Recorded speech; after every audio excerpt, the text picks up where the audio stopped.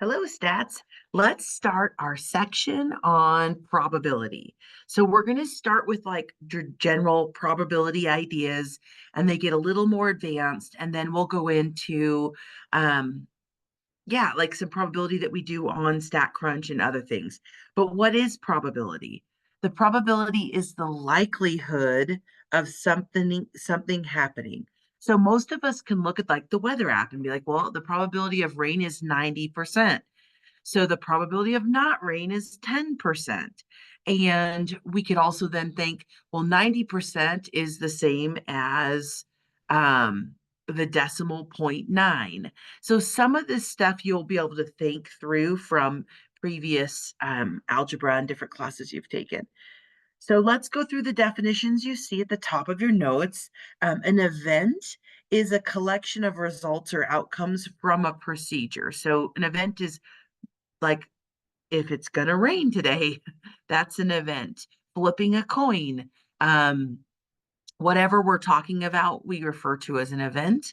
A simple event is the outcome or of an event that cannot be further broken down. So simple event. Um, we don't use those definitions a lot, so knowing the difference between the two isn't really a huge deal, but a sample space is a bigger idea.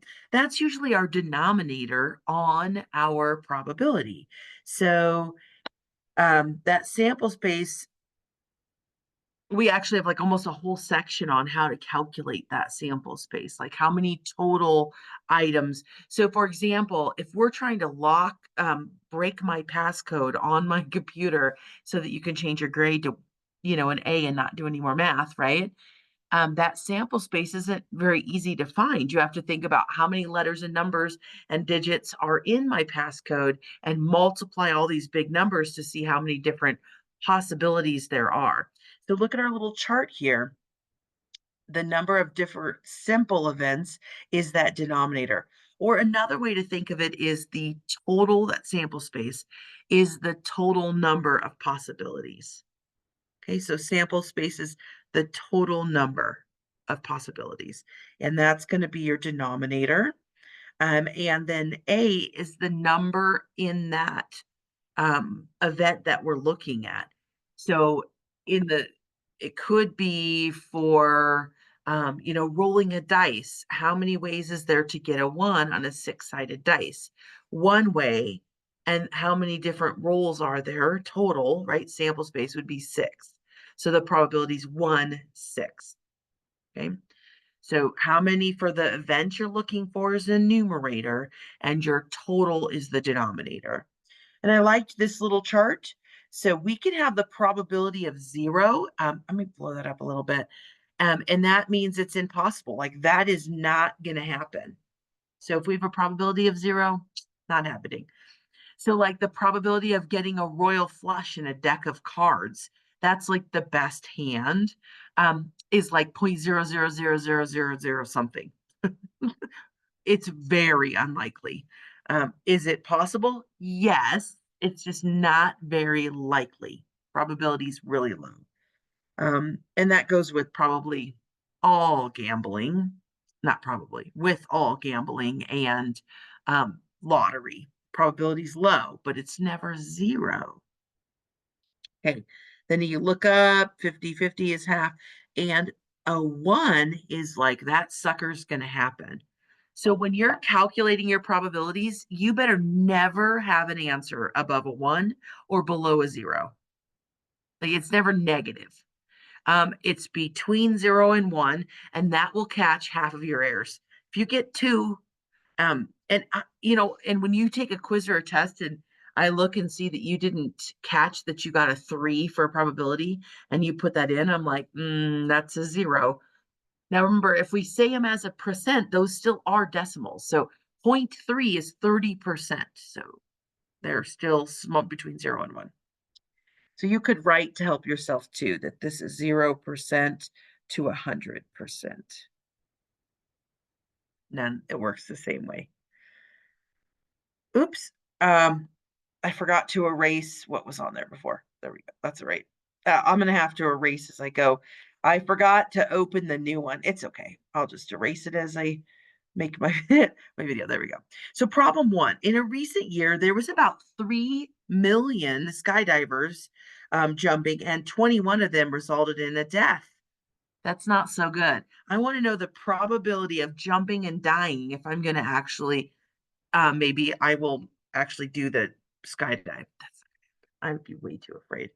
So what we look at is the event is the skydiving. How many are in what we're looking for, which is dying, is 21. And how many total people were there that did this event? There is 3 million. So we have 3 million on the denominator. You could divide that on your calculator and get the decimal. I'm going to show you what it does on the calculator. So 21 divided by 3 million. And you'll notice it says like this 7 e to the -6. It's so small, it puts it in scientific notation. So that is 7e, oops, to the -6. And what that means is you're going to take the number 7, and right now your decimal's right here on 7, and you're going to move that decimal 6 places to the left because it's negative. So really that's the same as 5 zeros because you move it the 1. So 0.1, 2, 3, 4, 5, and then the number 7. So look, there's a decimal here, so 6 places. 1, 2, 3, 4, 5, 6. So you might have to type in 0.000007, but when you look at your calculator, it has the weird E. There you go. Move your decimal over. It's scientific notation. Okay, what is the sample space of a single birth? So what are the possibilities? Remember, sample space is how many total possibilities are there. So for a single birth, there's either a girl or a boy. Or there are 2 total possibilities. That's it. When you have a baby, it's a boy or a girl. What is the sample space for 3 births? So think about this. I'm going to show you 2 ways, but for 3 births, you could think of it as I could have girl, girl, girl. I could go girl, girl, boy. I could go girl, boy, boy. I could go girl, boy, girl. And I think I've done all the ones that start with a girl. And then I could go boy, boy, boy, boy, girl, boy, boy, girl, girl. What am I missing? Boy, boy, girl, boy, boy, girl. I think it's hard to think through all those. But another way to think that through is for the first birth, I have 2 possibilities. For the second birth, I have 2 possibilities. For the third birth, I have 2 possibilities. So 2 times 2 times 2 will get me 8 possibilities, which is what I listed as 8. Another way to think of it, and I know I'm showing you more than one way, that's because not everyone can think through probability very easily. Like for me, I just would have been there's 8 possibilities. Like I am quick at it. That's not how everybody is. You could go boy, girl, and do a tree diagram. And then the next one would be boy, girl, boy, girl. And the last one would go boy, girl, boy, girl, boy, girl. And look, each row represents a possibility, which we have listed here. Boy, boy, boy, boy, boy, girl, boy, girl, boy, girl, boy, and then you can see them all this way. Tree diagram is a great way. But think about a birth. Like, it doesn't matter if I had a girl first, which I did, I can still have a boy or a girl at my next birth. Okay. Even though my friend that has 10 boys and 11, or excuse me, she just had another girl. She has 9 boys and 2 girls. She would tend to believe that most of her births are going to be boys. It truly is. You still have that equal probability for your next birth. So sample space, we could list it out, we could multiply to get it, we could be doing some kind of tree diagram to try to figure that out. Okay, so let's look at something that is called a simulation. So sometimes what we'll do is we're going to do, and we don't have a whole lot of problems like this. I don't want to spend a ton of time on it, but we could assign grades based on a simulation or a fake event. So what we're going to do is say something like, okay, if you have a digit of 0 or 1, you're going to have an A. If you have a digit of a 2 or a 3, you get a B. And if you have a digit of a 4 or 5, you get a C, and so forth. And so I am going to label my probabilities right here. And I made mine equal. Each one has 2 digits for every grade. You could make them unequal. And A has the most probability, or, whatever. So a random digit chart is just a simulation, a way to assign things without actually doing it. So I'm going to go and I'm going to put my pencil on some, or highlight some row somewhere. So here's the row I'm going to highlight, okay? And if I look, the first digit in my highlight is an 8. So that first person, the first person is going to equal an F. Because there was an 8 that gave them an F. The second person would be a 6, which is a D. The third person would be a 5, which is a C, and so forth. You could keep going. And then it looks like that one is 2 more Bs, right? Just looking at that row. So it's kind of cool. You could just randomly assign things, and you could do it with 2 digits so that you can go with percents and 2 digits go really well together. So like 20 numbers out of 100 is going to be 20%. So you could have 20% probability and then go to your random digit table. So simulations are kind of fun. All right. So let's look at this idea of a complement. I've talked about it without saying what it is.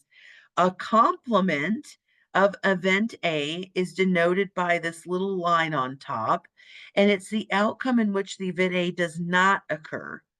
So if there is a 90% chance of rain today, what is the chance of no rain?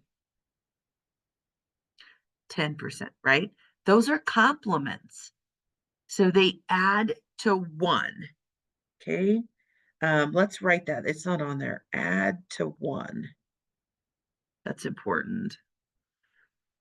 So, question 4. In recent years, same question.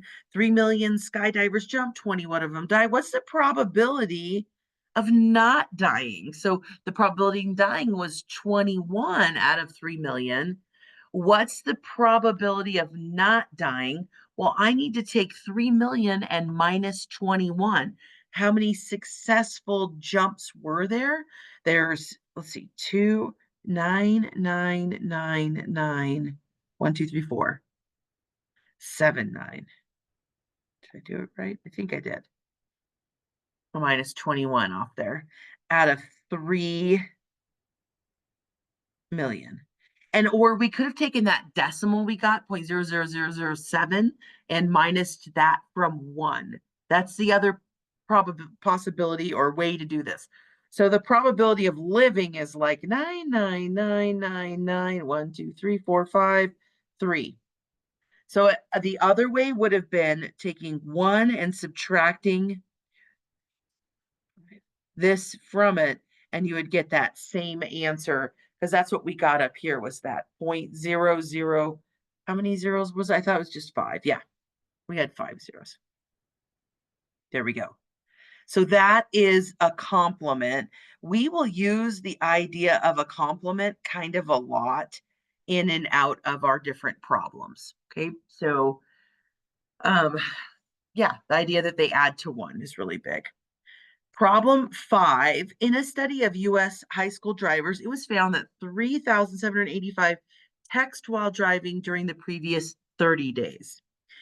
And 4,720 did not text while driving that same time period. This is based off real data. Based on these results, if a high school driver is randomly selected, find the probability that he or she texted while driving during the last previous days. So think about this. How many people text?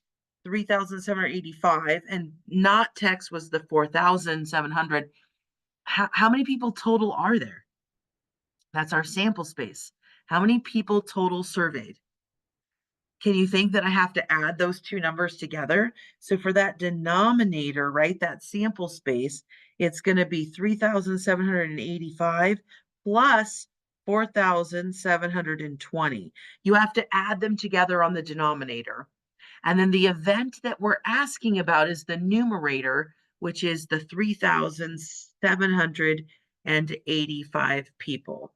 So I got to get the calculator out and divide those. So 3,785 divided by, I got to use a parenthesis to add those together, 4,720. So I get about 0.445, which is the same. So I could write the fraction, I could write the decimal, or I could be asked for the percent, right? So being able to convert between those three is important. I could ask for fraction, decimal, or percent. All right, so all of those are the answer. If I asked, so this is that they did text, right? If I happen to ask for the complement that they didn't text, right, then you could take that one and subtract the 0.445 from it. Okay, and those are complements. All right. We have some kind of fancy words that we use quite a bit in statistics. You can read through this. It's a little bit wordy, but these rare event rules, and looking at significantly high and significantly low. So significantly high, significantly low. So we have probabilities that are just extremely low and extremely high, like very unlikely or very likely to happen. And this talks about it being less than 0.05 of the population. So 5%. This isn't a real strict rule, so you'll notice I say it's not an absolutely rigid rule, but basically if event is less than 5%, it's significantly low that it's going to happen. And for significantly high would be like 95%. More success is unlikely.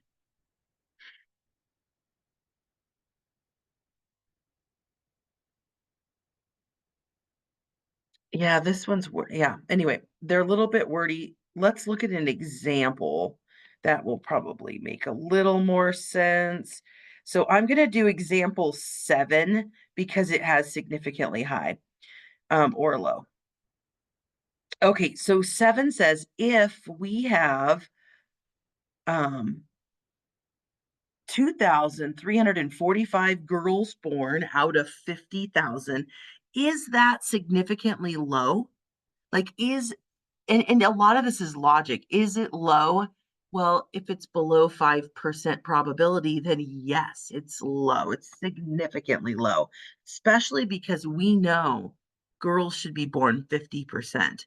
So a lot of the significant have to do with your logic and thinking through the problem. Like if this is 50-50, then this is extremely low amount a number. And we'll see, we have to do it to calculate it and see if it's lower than that 5% or not. So let's calculate that one out. So we have 2,345 and our total number was 50,000. Let's divide those and I get 0.0469 as a decimal. Is that lower than 5%? Yes. So this is significantly low.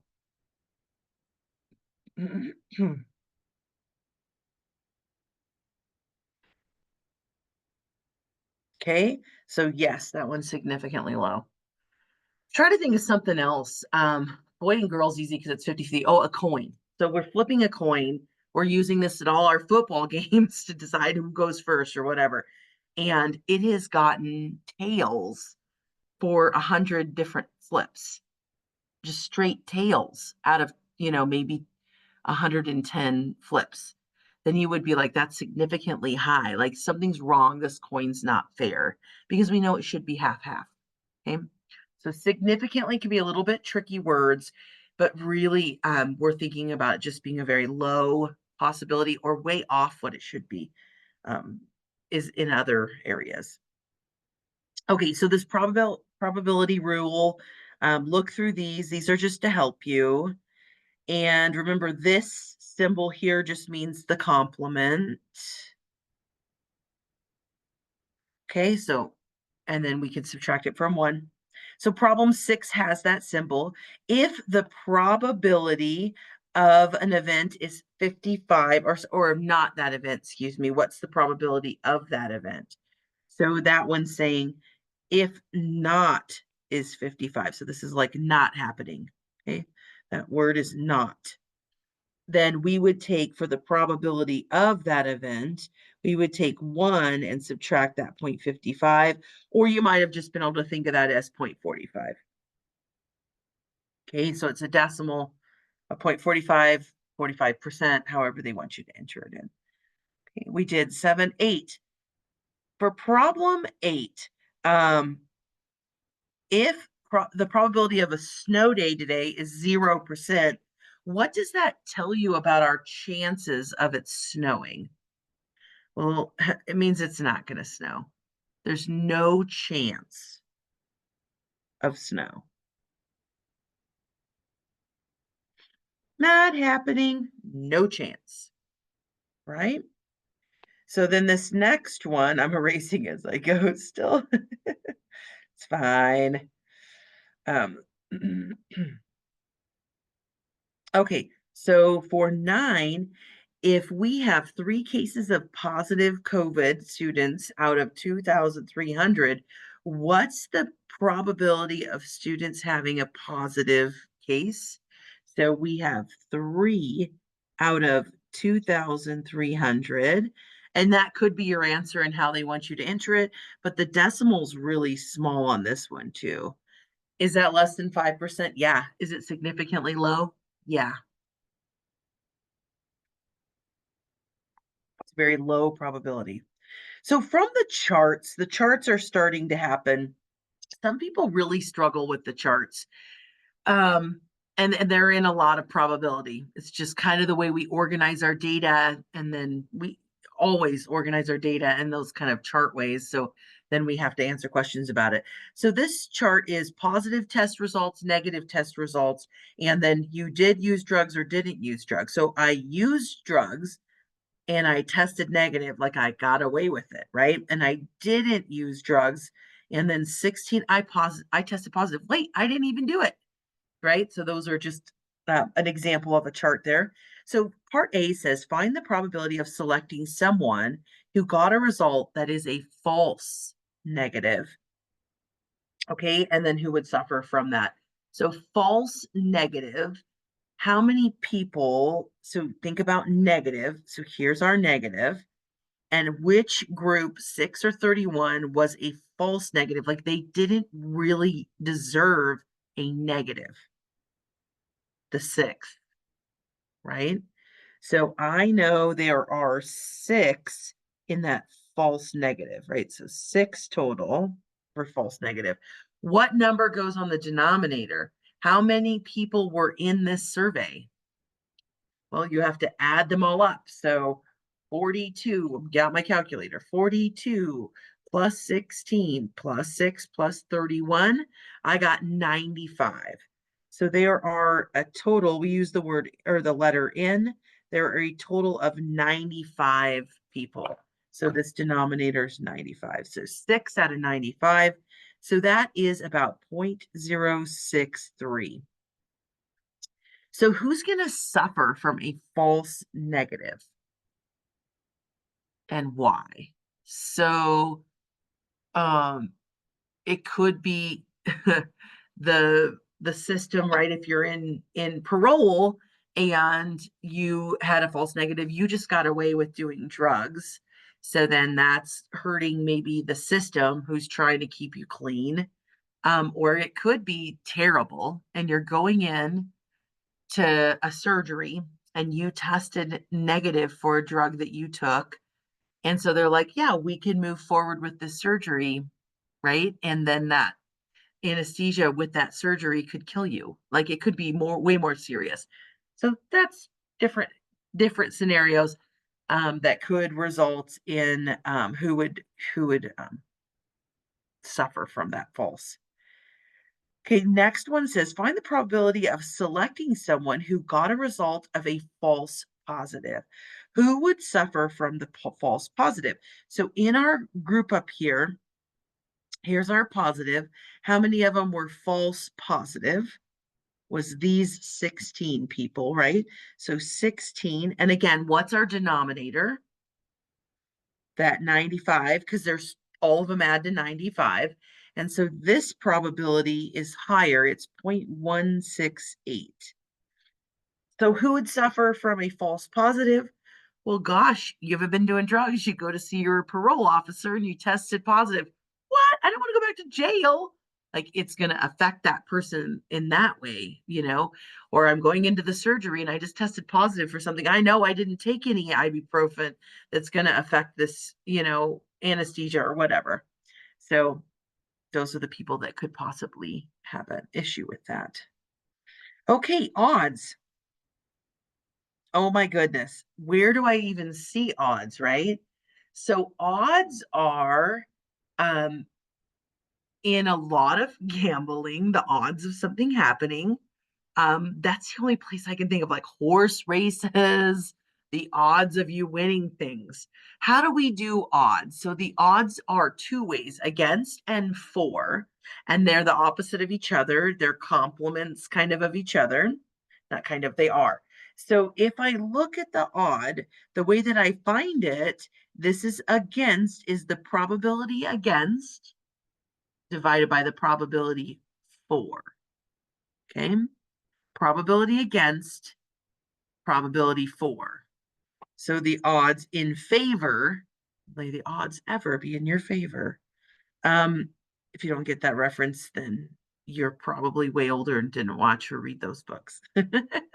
Okay, this one is going to be the odds for, or excuse me, probability for divided by the probability against, because the big P means probability.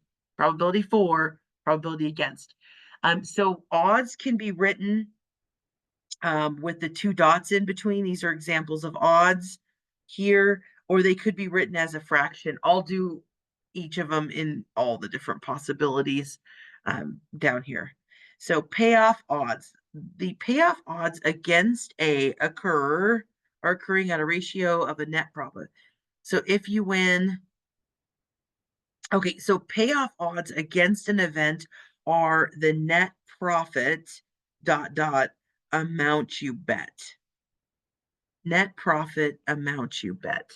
So if you're ever looking at payoff odds, that's how they work. Net profit amount you bet. So you could, it's usually like 2 to 1. So you get $2 and you bet $1 kind of thing. All righty. Let me erase what I have over here so I can rewrite it, which is fine. Okay, so this first one says, there we go. Find the odds. I'm going to erase anything else real quick. There we go. I have the solution on here just because sometimes these ones are a little tricky, so I just put the solution on for you online students. Okay, so problem A says, find the actual odds against the outcome of 13. So if I bet $5 on the number 13 in a roulette ring, your probability of winning is 1/38. But the payoff odds are given by the casino as 35 to 1. Okay, so that's kind of what's given. So what is the odds against a 13? So if 1 out of 38 is against, so the probability against this is equal to 1/38. So what's the probability for that event? Well, 1 out of 38 is against, so isn't 37 left out of 38 going to be for that event? Yeah, or you can even do it if you get confused, you can do 1 minus 1 divided by that 38, and you could get the decimal, and then you can hit math and hit the fraction, and it would give you the 37. So if you can't figure it out, it's still 1 minus because they are complements of each other. Okay. All right, so then those are our two probabilities. So the actual odds against something is going to be the probability against. I can't write this super well in here, but that's all right. The probability against is 1 out of 38, and you're going to divide that by 37 out of 38. So I'm going to divide those two, 30 odds against.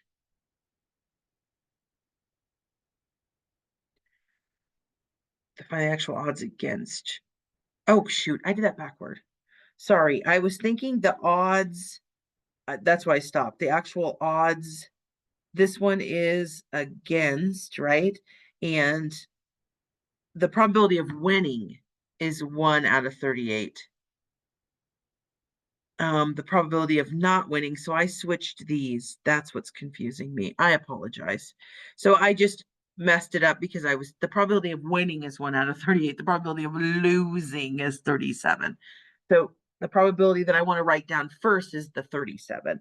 So maybe I'll write it like this. 37 out of 38. I'll just do divided by like this instead of a slash because I have kind of a skinny space. I would normally write it fraction over fraction, but I'll do it this way. So we're going to flip the second one and multiply fraction rules, and our 38s will cancel. So really it's 37 to 1. Okay, you can write that as 37 to 1. Or with the dot dot, or 37 to 1 with the words to. Any of those three ways are the ways I can write the answer. So the odds against is 37 to 1. So the odds for are 1 to 37. They just flip. So I'll say that again. The odds against are 37 to 1. The odds for are 1 to 37. I don't even need to do the division. They just flip each other around. So how much net profit will you make if your winning bet, your win on the bet $5? I can't even talk today. $5 and on 13 if you're winning bet on betting $5 on 13. 35 over 5. I think you times it. Okay, 37.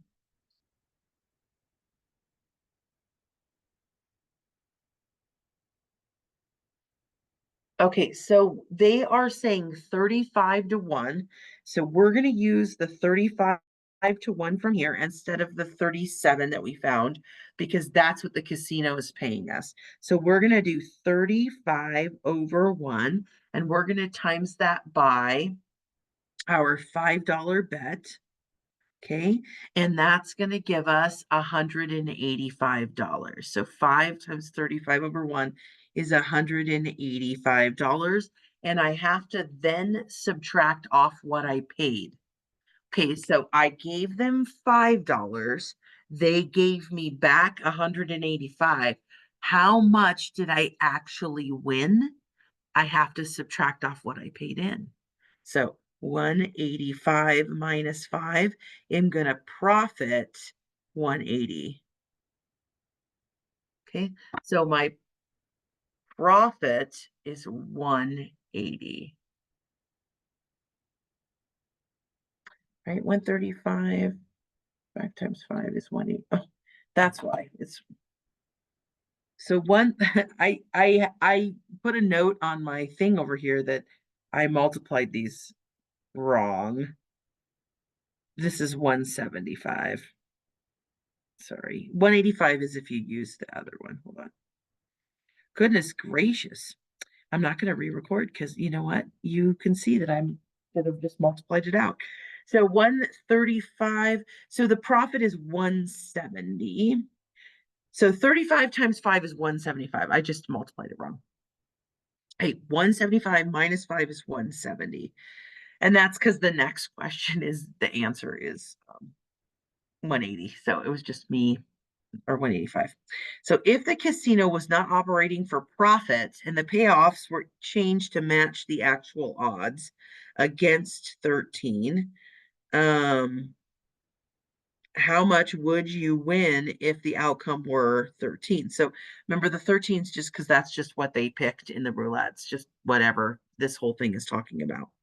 So if they were actually equal, that would be the 37 out of 1. They're never going to be equal. They're not going to have payoff odds equal to the actual odds. They're going to have them lower because that's why casinos are huge. That's why horse races are millions and millions of dollars involved in horse races. So they got to make money, right? Keep it going. So 37, I would then times by our $5 bet. And now 37 times 5 is 185. So I have my key over here in case I don't want to do all the calculations on my calculator and I just looked at the wrong one. Okay, so 185 minus 5, because we put in $5, is 180. So our profit is going to be 180 if our odds are used to actually pay us off of those odds. So you just times your odd against by the payoff or the money that you put in, excuse me. All right. And I have the answer right here too. It's all right. I think those are the only ones.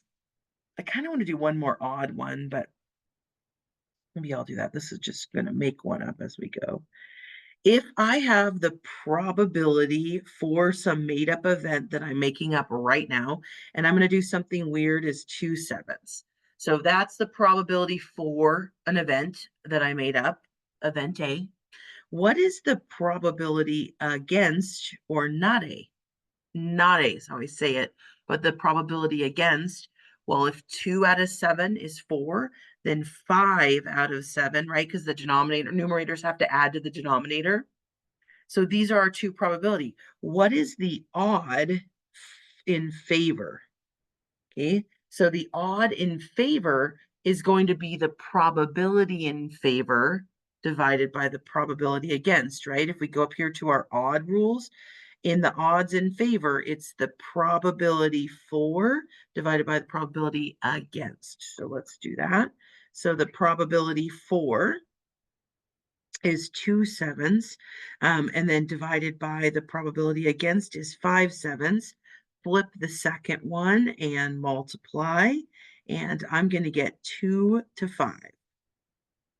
The odds in favor are 2 to 5. So what's the odds against? It's going to be 5 to 2, and I don't care how you write it. 5 to 2 that way. I wrote them both different just for fun. So again, odds are dividing the probability. And could you see that the denominators always cancel and it's 2 to 5? Sure. Or 5 to 2. Yeah, you're just taking the top numbers. So you can see that odds against, this is against, is first 5 to 2, because the denominators always cancel as long as it's written with the same denominator. It could be, you could reduce one of the fractions and then they look a little different and you have to actually divide them. All right, that's all I got for this probability. Let me know if you have any questions.